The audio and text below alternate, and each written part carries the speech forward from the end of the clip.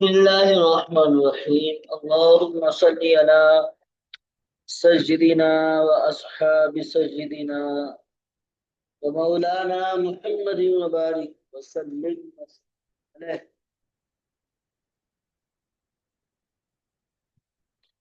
درس نامی کے لیے ہم حاضر ہیں. اللہ ہمارا آنا علم دین حاصل کرنا قبول و منظور فرمائے. ہمیں شرع صدر عطا فرمائے. علم نافع عطا.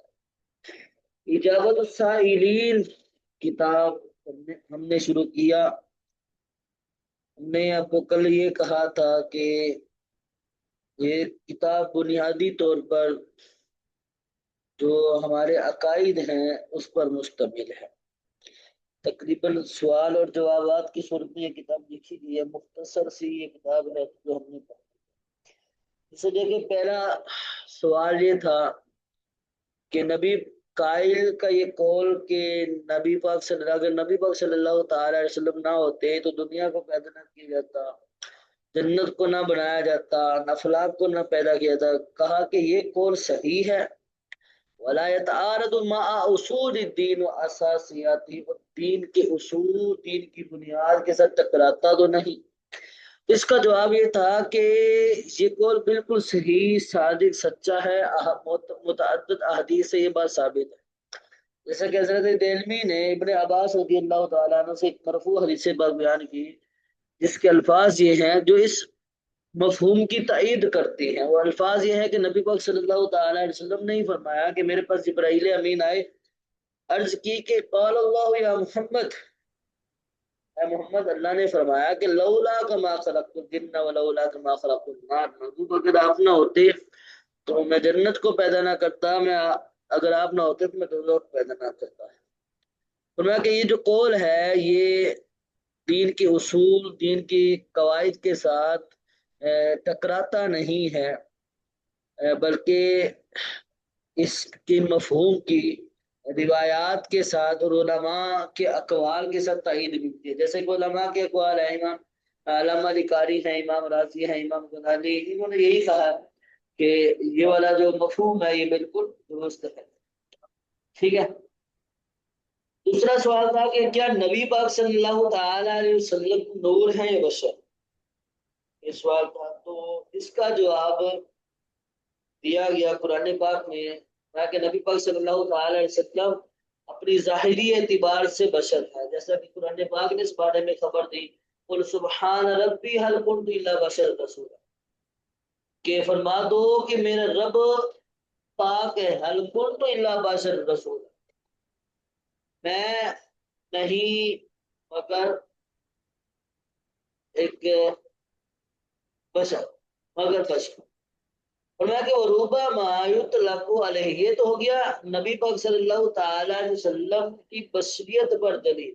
آپ علیہ الصلوۃ والسلام بشر ہیں، قرآن پاک میں اس کی دلیل ہے. اور آپ علیہ الصلوۃ والسلام نور ہے، اس بات کی دلیل کہاں پر ہے؟ تو مفسرین نے قد جاءکم من اللہ نور و کتاب مبین، اس آیت کریمہ میں لفظ نور سے مراد، مفسرین نے کہا کہ یہاں پر نور سے مراد ذات رب پاک صلی اللہ صلی اللہ تعالی علیہ وسلم، جیسا کہ تفسیر ابن عباس میں ہے. تفسیر ابن عباس میں کیا تھا کہ تفسیر ابن عباس نے کہا کہ رسول یعنی ہی محمد، یعنی یہاں پر نور سے مراد رسول، میری مراد محمد. ٹھیک ہے. اسی طرح تفسیر تبری انہوں نے کہا کہ قد جاءکم من اللہ نور یعنی بالنور محمد صلی اللہ تعالی وسلم. اسی طرح تفسیر راضی میں قد جاءکم من اللہ نور وفی اقوال الاول المراد بالنور محمد. ٹھیک ہے. قرآن پاک کا بھی احتمال ہے کہ نور سے مراد قرآن پاک تھا.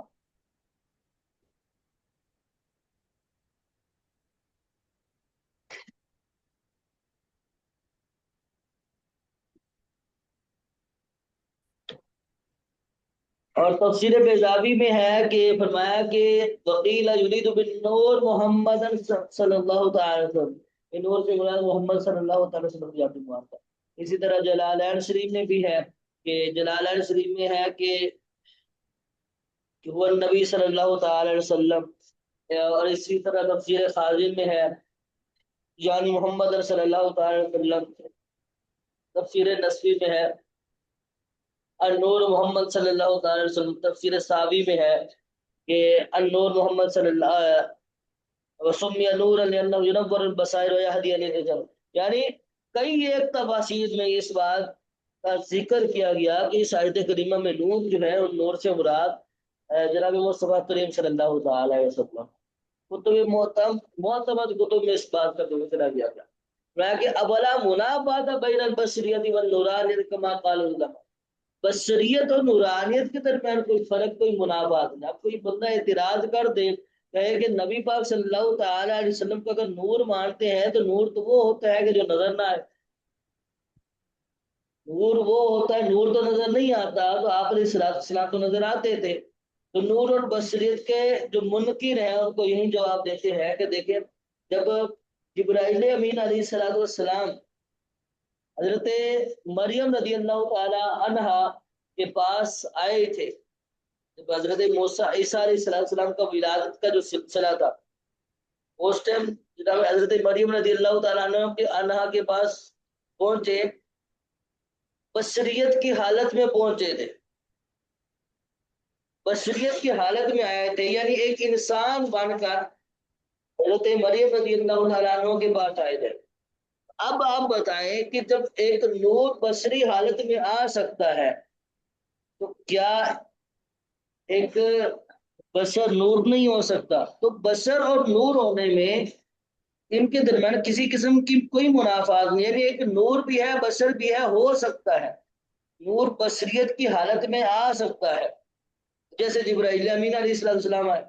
نبی پاک صلی اللہ تعالی علیہ وسلم کا بھی تو فرمان ہے کہ مجھے حضرت جابر رضی اللہ تعالی عنہ سے حدیث سے بات ہے، تو عرض پوچھا گیا یا رسول اللہ، آپ کی پیدائش کے حوالے سے پوچھا گیا، تو آپ علیہ السلام کا یہ فرمان کہ میں اس وقت بھی نبی تھا جس وقت آدم علیہ السلام مٹی اور پانی کے درمیان تھا، اسی طرح میرا ایک اور روایت میں آتا ہے کہ نبی پاک صلی اللہ تعالی وسلم نے فرمایا کہ میرے نور کو اللہ تعالیٰ نے اس وقت پیدا کر دیا تھا جب نبی پاک صلی اللہ حضرت آدم اس سے پہلے ہی پیدا کر دیا تھا جب حضرت آدم مٹی اور پانی کے درمیان تھے۔ تو پتہ چلتا ہے کہ نبی پاک صلی اللہ تعالی علیہ وسلم سراپا نور ہیں، اور آپ علیہ الصلوۃ والسلام ظاہری بشریت کے ساتھ اس دنیا میں تشریف لائے، اور نور اور بشر کے درمیان کسی قسم کا کوئی منافات نہیں ہے۔ تیسرا سوال ہوا کہ حل نبی صلی اللہ تعالی علیہ وسلم حسن فی قبری وما اثر تلک الحیات علی نبی حیات، کیا نبی پاک صلی اللہ تعالی وسلم اپنی قبر میں زندہ ہے، اور اس زندگی کا ہماری اس دنیاوی زندگی میں اس کا کیا اثر ہے، ہماری اس دنیاوی زندگی میں اس کا کیا اثر ہے؟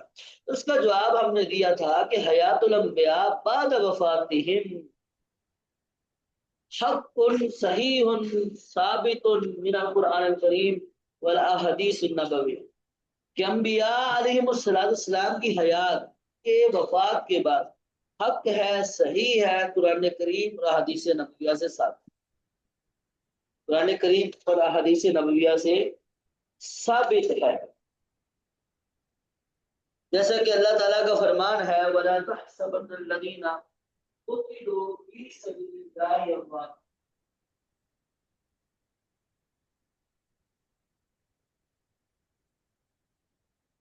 نبی اللہ تعالیٰ کا فرمان ہے وَلَا تَحْسَبَنَّ الَّذِينَ قُتِلُوا فِي سَبِيلِ اللَّهِ أَمْوَاتًا بَلْ أَحْيَاءٌ عِندَ رَبِّهِمْ يُرْزَقُونَ، کہ جو اللہ کی راہ میں شہید ہوئے ان کو مردہ نہ کو بلکہ ہے۔ اب اس آیت کریمہ میں دیکھیں، آیت کریمہ تمام انبیاء کی حیات پر دلالت کرتی ہے مفہوم موافقت کے ساتھ، مفہوم موافقت کے ساتھ کس طرح کہ انبیاء علیہ الصلوۃ والسلام اس وصف کے ساتھ، اس وصف کے زیادہ لائق ہے، انبیاء علیہ الصلوۃ والسلام شہداء سے اس وصف کے زیادہ لائق ہے، یعنی جب جو اللہ تعالیٰ کی بارگاہ میں شہید ہوا تو اللہ پاک کی بارگاہ میں جس نے جہاد کی شہید ہوا میدان میں، تو اس کے بارے میں یہ حکم آیا کہ اس کو مردہ نہ کرے، تو جو اللہ کے خاص بندے ہیں، اللہ کے مقرب بندے ہیں، انبیاء علیہ السلام، ان پر تو یہ وصف، یہ صفت بدرجہ اولا صادق آتی ہے۔ ٹھیک ہے، یہ تو ہوا مفہوم موافقت۔ آگے وتدل علی حیاتی نبی جنا صلی اللہ تعالی علیہ وسلم، ہمارے نبی پاک صلی اللہ تعالی علیہ وسلم کی زندگی پر بھی آیت کریمہ دلالت کرتی ہے عموم لفظ کے ساتھ۔ کیسے؟ وذالک ان اللہ جامع له صلی اللہ تعالی علیہ وسلم بین الشہادت والنبوہ، فرمایا کہ نبی پاک صلی اللہ تعالی علیہ وسلم، اللہ تعالیٰ نے آپ علیہ السلام کے لیے شہادت اور نبوت دونوں کو جمع فرمایا، دونوں کو جمع فرما دیا۔ جیسا کہ صحیح قول کے مطابق جب خیبر کے موقع پر یہودیوں نے آپ علیہ السلام کے کھانے میں زہر ملا دیا تھا، انہوں نے زہر دے دیا تھا، تو وقتی طور پر آپ علیہ السلام بیمار ہوئے، جیسے کہ نیچے آپ دیکھیں گے بھی تو حضرت لکھا بھی ہوا تھا، تو وقتی طور پر آپ علیہ السلام بیمار ہوئے، اس کا اثر، زہر کا اثر ہوا، لیکن اللہ تعالیٰ نے اس زہر کے اثر کو ختم کر دیا۔ پھر جب آپ علیہ السلام اس دنیا فانی سے رخصت ہونے کا ٹائم تھا، تو اس وقت وہی والا زہر جو ہے وہ واپس آ گیا، جس کی وجہ سے آپ شہادت کے شرف کے ساتھ آپ شہادت کا رتبہ بھی آپ نے پایا۔ تو یہاں پر صرف نبی پاک صلی اللہ تعالی علیہ وسلم کا ہی خاصہ ہے، جیسے کہ امام سیوطی علیہ الرحمہ نے بھی فرمایا کہ وما نبی الا وقد جمع مع النبوۃ وصف الشہادہ، کہ کوئی نبی ایسا نہیں کہ جس نے اللہ تعالیٰ نے وصف شہادت اور نبوت کو جمع کیا، یعنی سوائے نبی پاک صلی اللہ تعالی علیہ وسلم کے علاوہ، یعنی نبی پاک صلی اللہ تعالی علیہ وسلم میں اللہ تعالیٰ نے کے لیے اللہ تعالیٰ نے شہادت اور نبوت کو جمع فرمایا، اس کے علاوہ کسی بھی نبی کو شہادت عطا نہیں فرمایا۔ فرمایا کہ فَيَدْخُلُونَ فِي عُمُومِ لفظ لایا، کہ لفظ آیا، یہ جو فَيَدْخُلُونَ فِي عُمُومِ اللفظ کہہ رہا ہے کہ وہ آیت کے لفظ کو عموم میں داخل کرتے ہیں، ٹھیک ہے، یعنی یہ جو عموم پر دلالت کر رہی ہے، اب اس میں کسی قسم کا کوئی اختلاف نہیں ہونا چاہیے۔ یہ تو آیت کریمہ سے استدلالات تھے، اب حدیث مبارکہ سے بھی اس بات کی تائید ملتی ہے، استدلال ہے۔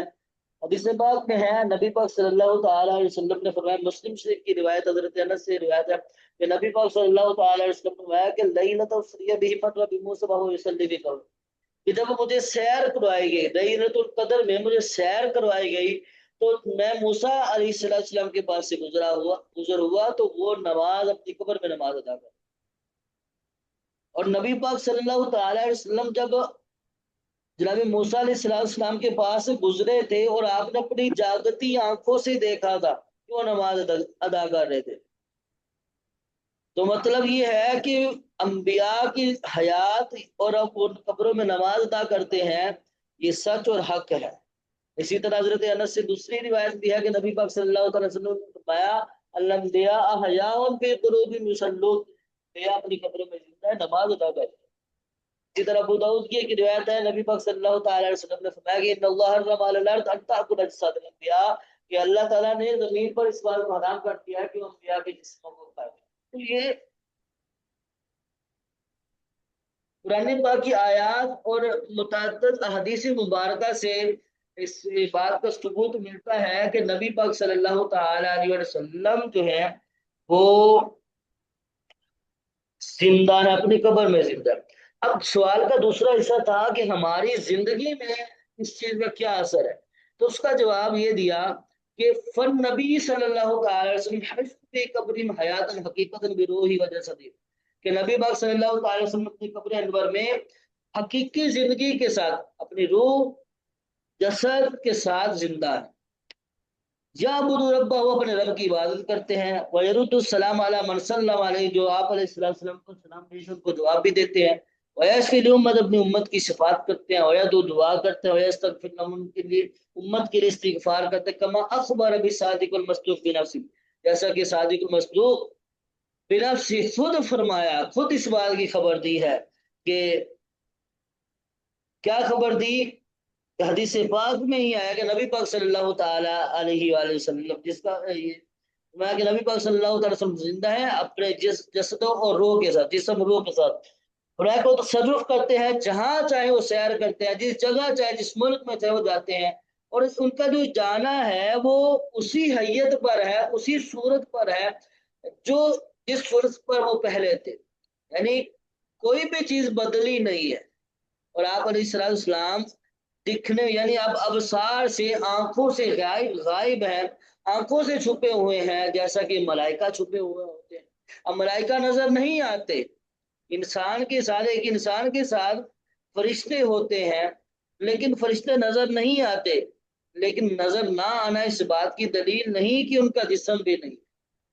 ملائکہ ہیں، ملائکہ بھی تو نظر نہیں آتے نا، حالانکہ ملائکہ کے تو جسم ہے، ملائکہ کے جسم ہوتا ہے، تو جب ملائکہ نظر نہیں آتے تو ان کا جسم ہے، تو نبی پاک صلی اللہ تعالی علیہ وسلم کا بھی جسم ہے، البتہ اللہ تعالیٰ نے پردے ڈال کر آپ علیہ السلام کو ظاہری آنکھوں سے غائب فرما دیا ہے، ٹھیک ہے۔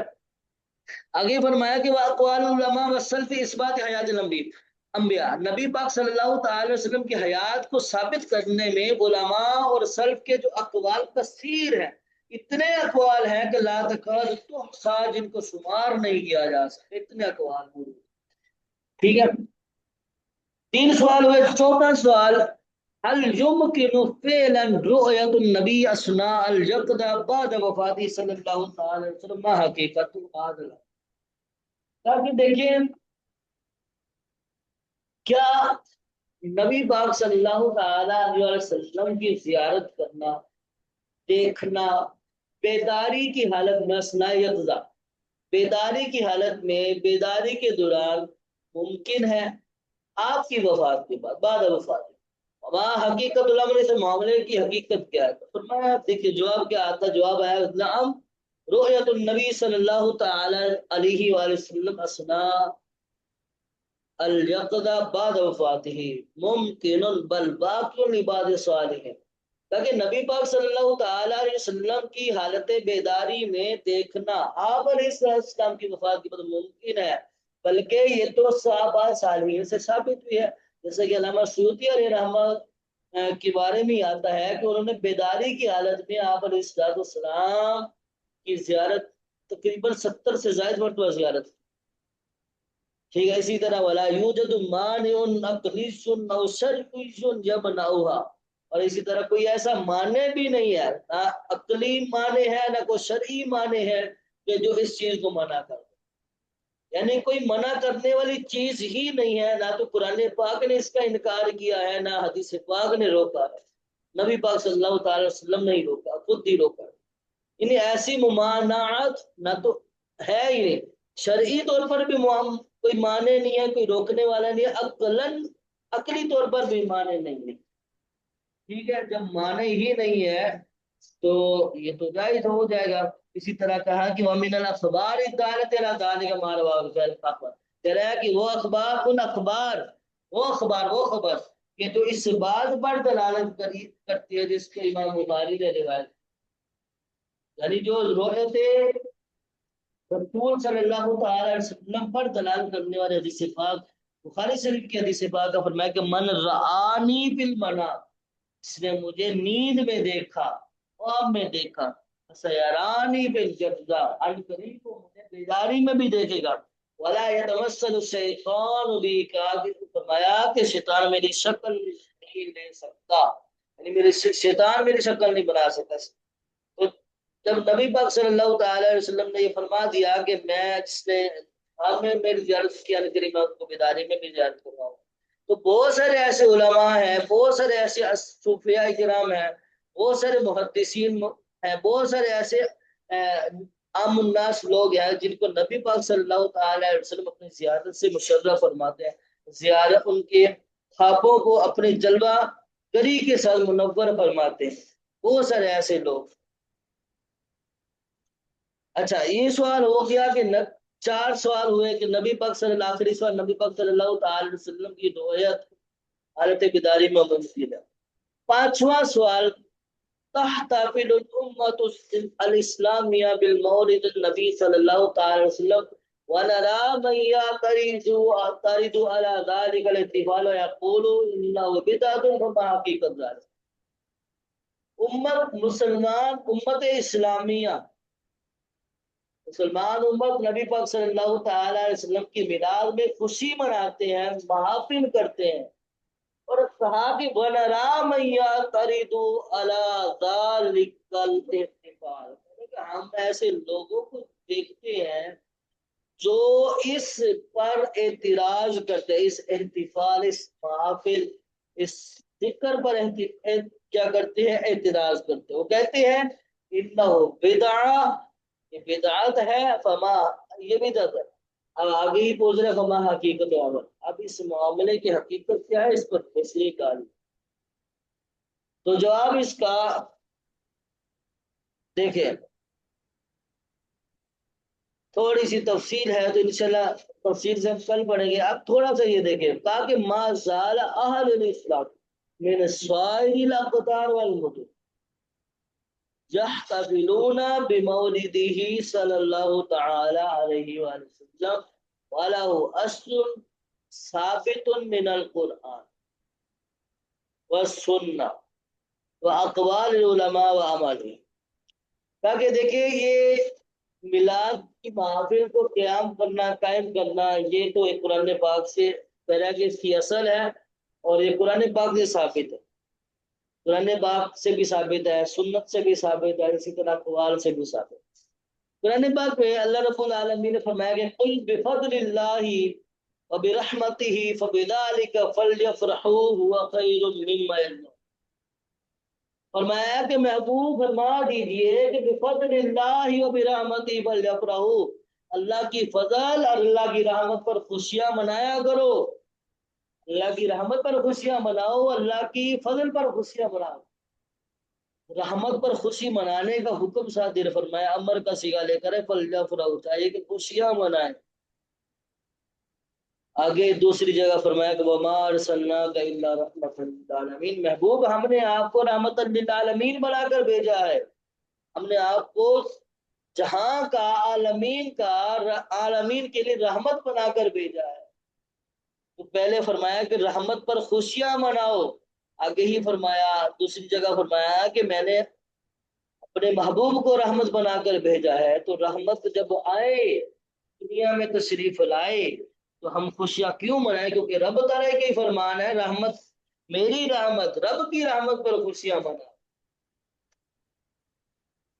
اسی طرح قرآن پاک میں ایک اور جگہ نبی پاک صلی اللہ تعالی علیہ وآلہ وسلم کا ہی فرمان،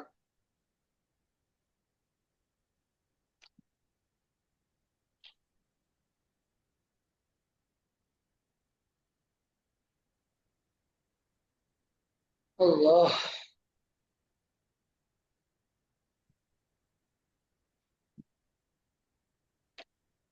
نبی پاک صلی اللہ تعالی علیہ وآلہ وسلم کا فرمان ہے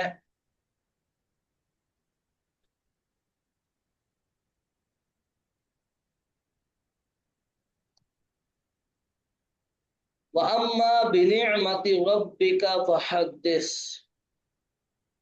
وَأَمَّا بِنِعْمَةِ رَبِّكَ فَحَدِّثْ، میں کہ اپنے رب کی نعمتوں کا چرچا کرو، رب کی نعمتوں کا خوب چرچا کرو، بہت چرچا کرو.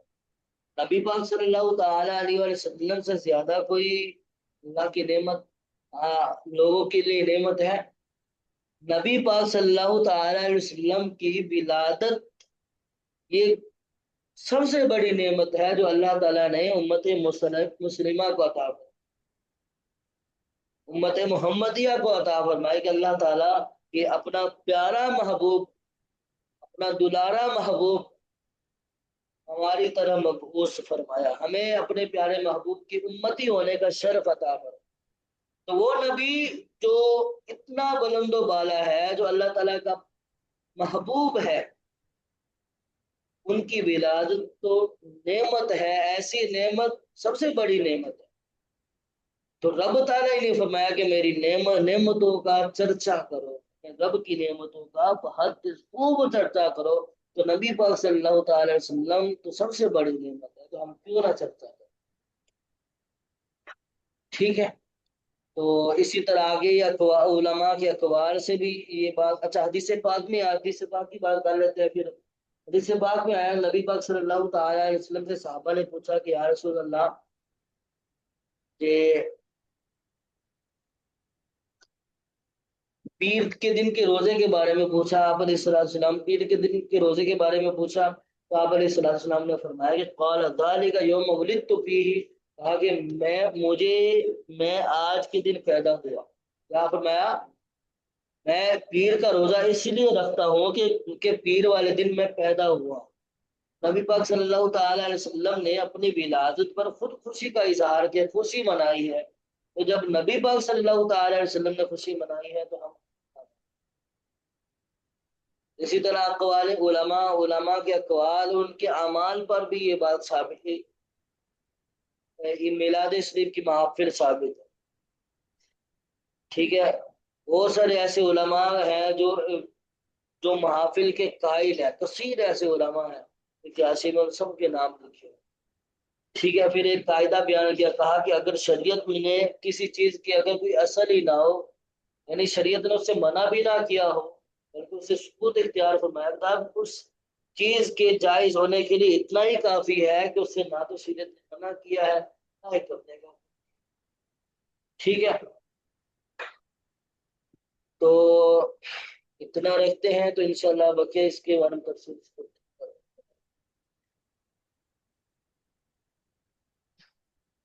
सबक समझ में आया है? जी जी अल्हम्दुलिल्लाह। चले ठीक है, दुआ में याद रखिएगा। अस्सलाम वालेकुम। वालेकुम सलाम वरहमतुल्लाह।